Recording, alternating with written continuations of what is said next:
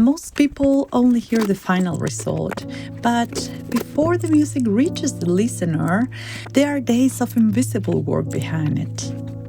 I wrote this arrangement for my client Simon from the United Kingdom, and it's actually the third string quartet I've created for his music, which is pretty cool, by the way.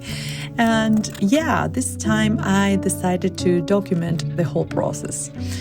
So the project took me around 3 days to complete.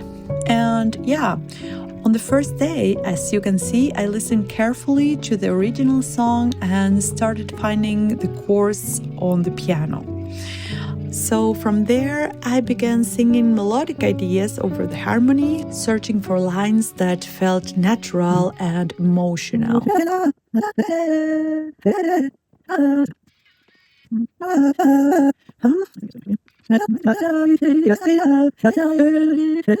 Ah, that's so beautiful.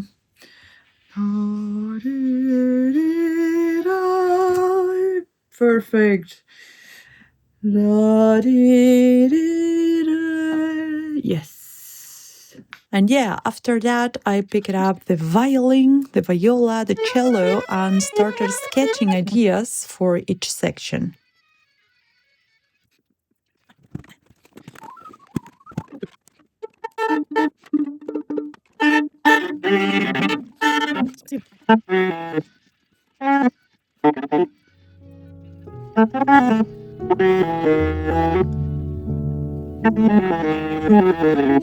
And before recording, I also had to spend some time tuning everything again, especially the cello, which had completely gone out of tune overnight.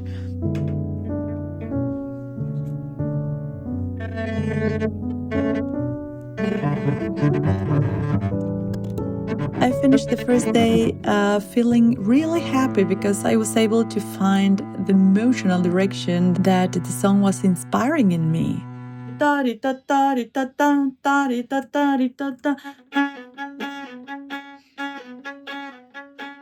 And yeah, at that point, the arrangement was, of course, still very rough, but, the atmosphere, the colors, and, like I said, the emotional intention were finally starting to feel clear. And yeah, for me, that's usually the most important part of the whole process. So yeah, I finished my first date really, really happy. On the second day, I transferred everything into Sibelius and prepared the full scores before recording. That way, during the session, I could focus entirely on playing instead of improvising or wasting time. It also means that if the client ever needs the sheet music later, everything is already organized and ready. So as you can see, I placed the finished score on the big screen to make the recording process smoother and avoid wasting paper. That way I could simply read the parts directly while recording and, stay fully focused on the performance. But of course, first thing first. Placing the microphones, setting up cables, checking microphone positions, making sure the gain levels were correct, testing the ribbon and condenser balance, monitoring for noise or phase issues, retuning the instruments again, of course, and only then finally starting the recording session.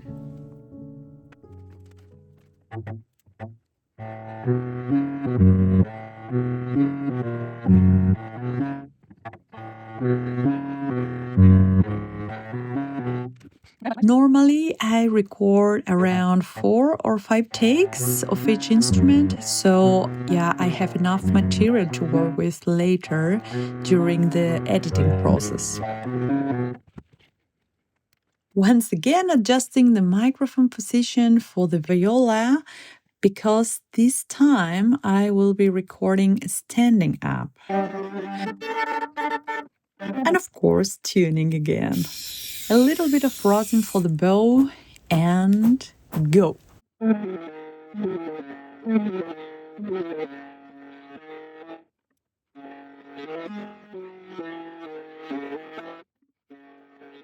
Now it's time for the second violin. And honestly, at this point, I don't even know what time it is anymore. There is still quite a bit of sunlight outside, so yeah, maybe it's around 6 p.m.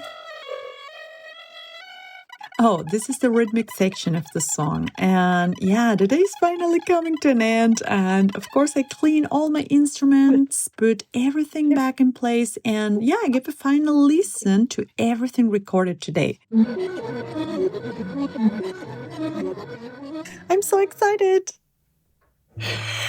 Good morning. Oh, yeah, today's the third day, and before starting, I prepare some mate. This is a traditional drink from Argentina, and somehow is similar to tea, but not really, but kind of. And yeah, honestly, it's one of my favorite ways to begin the day with a lot of energy. I'm now in my studio and today is editing day. So I'm preparing the stems, I'm choosing the best takes, I'm cleaning transitions, I'm fixing timing issues if necessary, and yeah, I'm checking phase between the ribbon and condenser mics. I am aligning microphones and I'm listening over and over again to tiny details most people will never notice. Still, I like to keep things as organic and human as possible because, once the editing becomes too extreme, the music can start sounding like robotic, and that's not what I want. Otherwise, I could just program everything with MIDI instead of recording real strings. There is no point. Oh, I need one mate.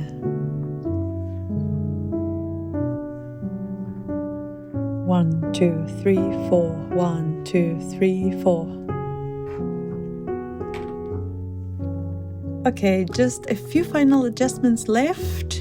And after this, I still need to export all the stems to send them to Simon.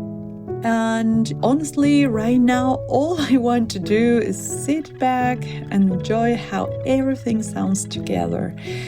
I made only a very rough mix, just enough to get a general feeling of the arrangement, since I'm not the one mixing the final track. But even with this rough mix version, I have to say I'm really happy with the result. And yeah, of course, I hope my client feels the same way. So enjoy the music and thank you so much for being part of this process with me.